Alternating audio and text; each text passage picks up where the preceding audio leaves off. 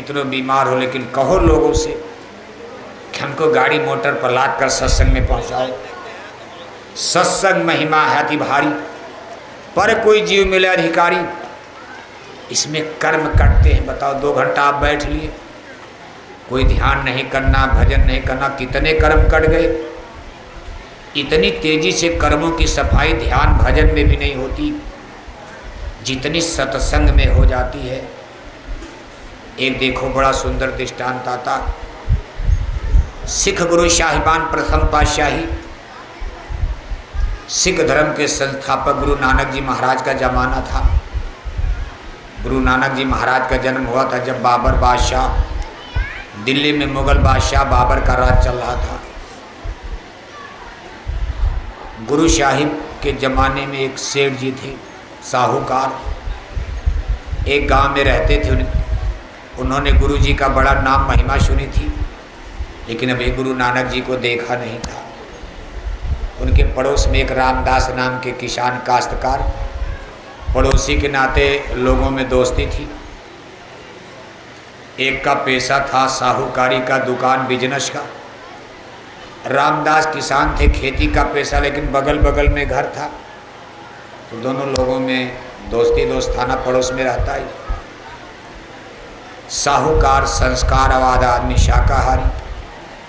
रामदास थोड़ा बिगड़ैल किस्म के थे, सत्संग और संग धर्म कर्म और उससे कोई मतलब नहीं।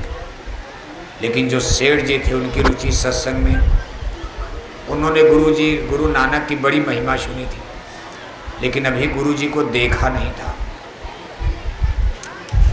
एक दिन ऐसे काफिला लेकर गुरु नानक वहाँ डेरा डाल दिया उनके गांव के बगल में। सेठ जी ने सुना तो बड़ी खुशी हुई, गए सत्संग सुना। फिर अपने मित्र रामदास से आकर के कहने लगे, भाई गुरु जी बहुत पहुँचे हैं महात्मा, उनके दर्शन मात्र से ही कितने पाप क्षय हो जाते हैं। उनके वचन बाणी सुन करके विवेक जाग जाएगा, चलो बिन सत्संग विवेक न हुई। अब मित्र की बात सुन करके मित्र ने कहा बच्चा चलो। अगले दिन दोनों लोग तैयार हो गए, लेकिन रास्ते में एक वेश्या का घर पड़ता था। उस वेश्या के कोठे पर रामदास का आना जाना रहता था। जब रामदास अपने मित्र साहूकार के साथ सत्संग के लिए निकले तो सामने ऊपर कोठी पर वेश्या सज धज करके तैयार। रामदास का मन विचलित हो गया, वो अपने मित्र से कहने लगे, मित्र सत्संग में अब कल चलूँगा, आज मैं यहीं रहूँगा। रामदास सेठ ने कहा, अरे भाई पाप क्यों कर, नरक में जा रहे हो? अरे चलो सत्संग में, छोड़ो। कहा ना, मामूली बात नहीं है, आवते शरद कठिनाई, राम कृपा बिना आए न जाए। ध्यान भजन आसान चीज़ है, साधना।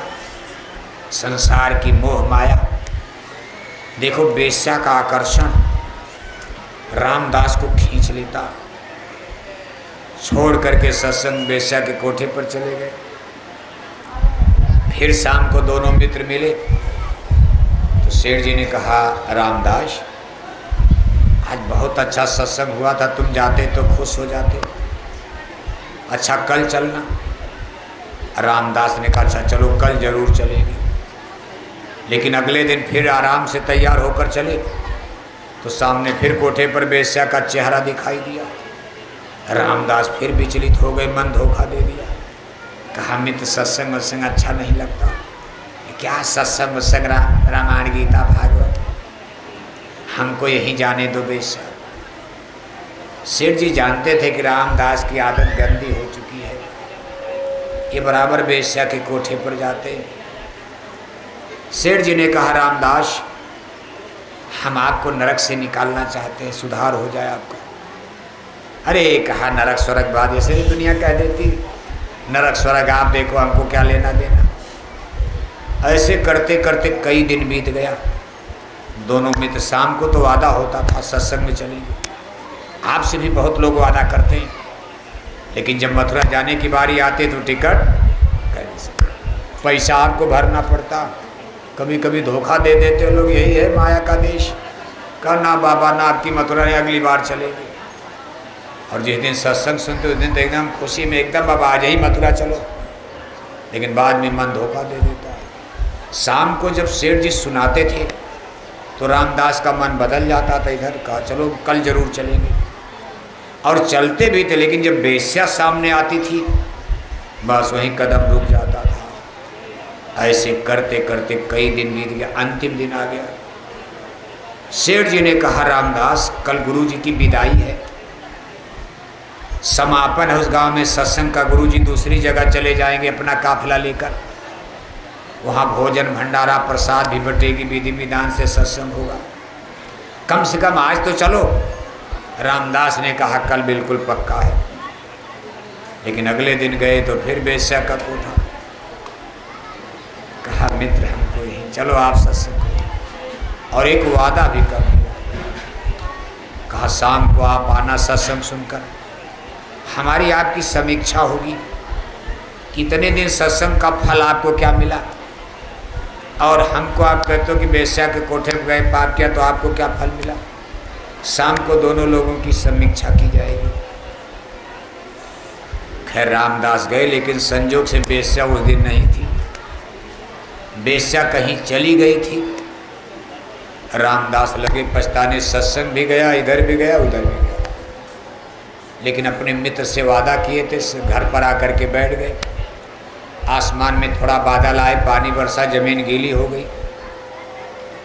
अपने मित्र की इंतजारी में रामदास चौकी चारपाई पर बैठ करके एक डंडा लेकर ऐसे ज़मीन खोद रहे, जैसे आप भी कहीं बैठते हो तो ऐसे ज़मीन पैर से इससे खोदा जाता मिट्टी। चूँकि पानी वर्षा था तो ज़मीन थोड़ा मिट्टी नम हो गई थी।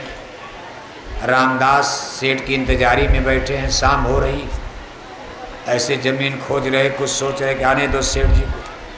तब तक उनको थोड़ी सी मिट्टी जब हटी, गीली मिट्टी, तो ज़मीन में एक घड़ा नज़र आया, लोहे का, तांबे का घड़ा। उन्होंने जल्दी जल्दी खोद करके निकाला तो लोहे का बहुत घड़ा था। उसके ढक्कन को खोला तो उसमें कोयले के टुकड़े थे, कोयला। उसको उलट दिया तो उसी कोयले के टुकड़े में एक सोने की असरफी निकल गई। सब तो कोयला था, लेकिन एक सोने का टुकड़ा असरफी। अब रामदास खुश, कहा चलो कुछ नहीं तो असरफी तो मिल गई। मैं बेश्या के कोठे पर मुझको पापी कहा जाता, फिर भी असरफी मिल गई। आने दो सेठ जी को, इतना दिन सत्संग सुनकर आ रहे, मैं पूछूंगा कि आपको क्या मिला, इतने दिन सत्संग सुनने का फल क्या मिला। अब देखो उल्टा हो गया। रामदास को असरफी मिल गई, सोने एक के मिली तो, और सेठ जी बेचारे दौड़े, जल्दी जल्दी आ रहे थे क्योंकि भंडारा वंडारा के कारण लेट हो गया। पैदल का जमाना था, कार मोटर तो थी नहीं, पैरों में जूते चप्पल भी तब नहीं थे। दिन डूब रहा, सोचे हमारा घर जल्दी पहुंच चलें।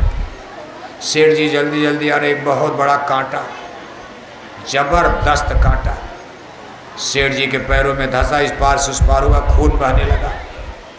निकाल रहे, निकल नहीं रहा, एक्सीडेंट हो गया। सत्संग में सेठ जी का तो एक्सीडेंट हो गया। अरे कांटा धंसना माने एक्सीडेंट हो गया। और रामदास को सोने की एक असरफी मिल गई। सेठ जी लंगड़े लंगड़े बेचारे कराते। रामदास ने देखा, अरे आओ आओ मित्र, ये क्यों खून कैसे बह रहा, क्यों करा रहे हो, दर्द? अरे कहा बड़ा दर्द है, जल्दी किसी वैद्य हकीम को बुलाकर आप, नहीं तो ये तो मैं मर जाऊंगा। रामदास ने कहा इसी को सत्संग कहा जाता है? इसी सत्संग की तुम महिमा बयान कर रहे थे, मेरे गुरु महान हैं, भगवान हैं, सत्संग है ये। तुम्हारे गुरु की शक्ति और तुम्हारे सत्संग की शक्ति यही है। इतने दिन तुम सत्संग सुने, फल यही मिला। इस भक्ति का, सेवा का, सत्संग का फल क्या हुआ? कांटा दर्द दुख दिया, और मुझे देख, मुझे तो सोने के असर पे मिल गई। मैं आराम से भला चंगा हूँ, सोने के असर पे मिल गई। अब सेठ जी बेचारे को भी शंका हो गई कि क्या सब दुनिया में गड़बड़ है, क्या सत्संग और गुरु और सदगुरु संत ये जो लिखा सब धोखा है। वैसे सेठ जी सस्पेंस में, शंका, संशय में आ गए। वे धोखा भी नहीं कहा जा सकता, सही भी कैसे माना जाए, प्रत्यक्षम किम प्रमाणम। मैं जवाब इनको क्या दूं, मेरा मित्र तो जीत गया, मैं तो हार गया। अब मैं क्या जबान लेकर गुरु की महिमा बयान करूंगा, मेरे गुरु ये हैं, भगवान हैं, मुर्दा जिंदा कर देते। और सत्संग से आते समय कांटा चुभ गया, गुरु यही नहीं बचा पाए। सेठ जी को कोई जवाब नहीं आया, बस इतना उन्होंने कहा, रामदास मेरे पास इसका कोई उत्तर नहीं है, बस एक संभावना है, एक चांस है कि इसका उत्तर गुरुजी दे सकते हैं। और अभी गुरुजी बहुत दूर नहीं, दूसरे गांव में डेरा डाले हैं। इस प्रश्न का उत्तर तुमको ही नहीं लेना, मुझको भी लेना। इस प्रश्न का उत्तर अगर मुझको भी नहीं मिलेगा तो मैं भी परमार्थ छोड़ दूंगा, मैं भी सत्संग और सब छोड़ करके भाग जाऊंगा। क्योंकि आप रोज हमको पिंच करोगे, आप रोज हमको कमेंट करोगे, समझाओगे, उल्टा बोलोगे। अब देखो रामदास इस पर तैयार हो गए। रामदास इस पर वहां नहीं गए, लेकिन आज उनका अहंकार देखो। कहा चल तेरे गुरु को भी निपट लेता हूं, तुमको तो देख लिया, अब तेरे गुरु से भी निपट लूंगा। क्या जवाब देंगे तेरे गुरु? अब देखो संत कैसे पकड़ते, उस तरह सत्संग में नहीं जा रहे और गुरु से शास्त्रार्थ करने के लिए, गुरु से वाद विवाद करने के लिए रामदास अहंकार में चल पड़े। कहा गुरु को भी देख लेता हूं। जब वहां पहुंचे तो सेठ जी ने गुरु जी को प्रणाम किया। रामदास तन कर खड़े। रामदास क्यों प्रणाम करेंगे, रामदास चुपचाप खड़े। सेठ जी ने गुरु का चरण छुआ। गुरु नानक जी महाराज ने कहा क्यों आए, क्यों आए, आप तो चले गए थे। सेठ जी ने कहा गुरु जी प्रश्न खड़ा हो गया। दोनों बात बता दिया, अपने कांटा वाले भी बता दिया और रामदास के सोने की असरफी वाली भी बता दिया। कहा गुरु जी हमारा इनका इसी पर वादा था, इसी पर हमारा इनकी शर्त लगी थी कि सत्संग का फल क्या मिला और मुझे पाप कर्म करने का क्या फल मिलेगा। और गुरु जी ये तो उल्टा हो गया, पाप कर्म करने वाला लाभ और सत्संग करने वाला तो घाटे में गया, चला गया, मिलना जुलना कुछ नहीं। जब जब सत्संग में आए तो 10 रुपया दक्षिणे देना पड़ा। आखिर क्या मिला, जितने दिन सत्संग में गए होंगे तो 10 रुपया दक्षिणे दिए, कम से कम तो दिए होंगे। और उल्टे से कांटा, चलो दवा कराओ, इलाज कराओ, उसमें भी पैसा लगेगा। दुकान बंद कर, बिजनेस आदमी थे, दुकान बंद कर करके सत्संग में आते थे कई दिन, दुकान का घाटा अलग से हुआ। ये सब चीज़ें सस्पेंस पैदा करती। गुरु नानक जी महाराज गंभीर हो गए। कहा सेठ पहले कांटे का बताऊं कि असरफी का? तो सेठ जी ने कहा गुरु महाराज पहले इनके असरफी का बताए, सेठ जी इनको रामदास को बताइए। तो गुरु नानक जी महाराज ने कहा रामदास सेठ ये तुम्हारा मित्र रामदास पिछले जन्म में एक जमींदार आदमी था, धनवान आदमी, इसने बहुत कुछ दान पुण्य किया था। इस जन्म में उसके बदले में इसको एक घड़ा असरफी मिलने वाली थी। बिना कुछ किए इसके भाग्य में, इसके दान पुण्य कर्मों के कारण एक घड़ा सोने की असरफी इसके भाग्य में हो चुकी थी। इसके लिए कोई मेहनत नहीं करना, इसको आज मिलना था। लेकिन इतना दिन से पाप कर्म कर रहा था बेश्या के कोठे पर। जिस दिन ये जाता था एक असरफी कोयला बन गई, दूसरे दिन गया दूसरी असरफी कोयला बन गई। आज इतने दिनों से गंदा काम करता, एक एक असरफी इसकी कोयला बन गई। आज ये भी कोयला बन जाती, लेकिन आज बेश्या इसको कोठे पर मिली नहीं। बेश्या कहीं चली गई थी, एक असरफी बच गई। नहीं, इसका खेल खत्म था, इसका भाग प्रारब्ध खत्म। पाप कर्म करने से पुण्य क्षीण होता है।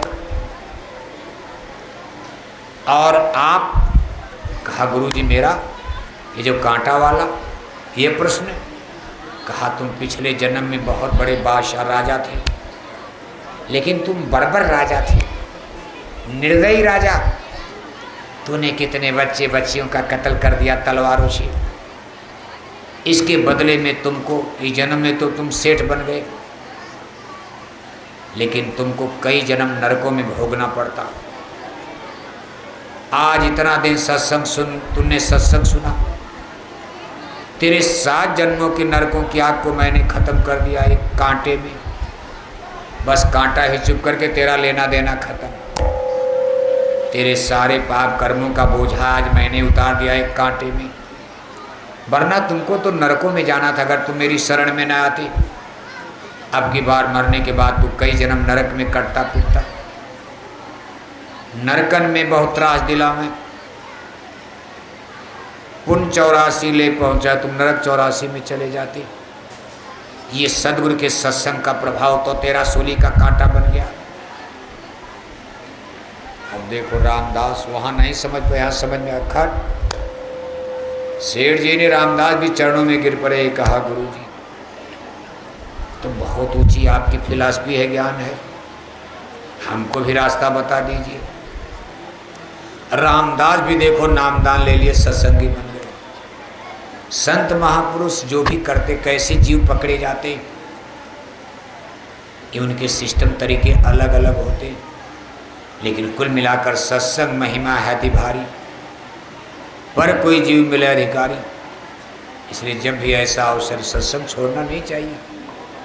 चाहे मथुरा में सत्संग हो, खेतौरा में सत्संग हो, चाहे आपके जिला जेवार में कहीं हो, तो समय निकाल कर कोशिश करनी चाहिए, क्योंकि जीवन का कोई भरोसा नहीं। अब कहो अगली बार सत्संग में चलेंगे, बीच ही में शरीर छूट जाए, तो सत्संग से पापों की काई धुलती। सत्संग में आने जाने से कितने जन्मों के पाप नष्ट हो जाते। साधन भजन उतना तो बन नहीं पाता, तो यही कर लिया जाए। गुरु आदेश का पालन, गुरु भक्ति, सत्संग नाम कमाई, सदगुरु सेवा नाम कमाई, सत्संग महिमा किया बखान। यही सब उपाय है पाप काटने का। और क्या? सदगुरु सेवा माने आदेश का पालन, दूसरा है सत्संग, तीसरा नाम कमाई, थोड़ा बहुत सिमरन पूजा पाठ माला उला। बाकी इतनी बड़ी तपस्या ऋषि मुनियों की तरह से आप क्या कर पाओगे? जंगल में जाओगे, आप साधु बनोगे? इस कलयुग में कोई क्या कर सकता? कहीं कमर में दर्द, कहीं पेट में दर्द, आधा घंटा ऐसे बैठना हो तो दर्द होने लगता। अब कौन जंगल में जाके 10 बरस तपस्या करेगा? इस कलयुग में तो अन्न में प्राण है, मुश्किल है। इसलिए सब सहज सीधा सरल उपाय है। अपने कर्मों को काटना तो है ही है, चाहे रोकर काटो चाहे हंसकर काटो। जब तक के कर्मों की काई नहीं कटेगी, धुलाई नहीं होगी।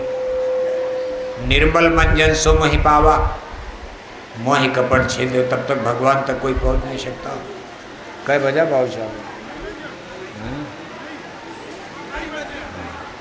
अब कथा खत्म किया जाए ना, अब तो भूख लग, हमको भी लग गई। ऐसा है कि हम खा के बैठे हैं, आप तो आराम से बैठे हो। तो देखो आप,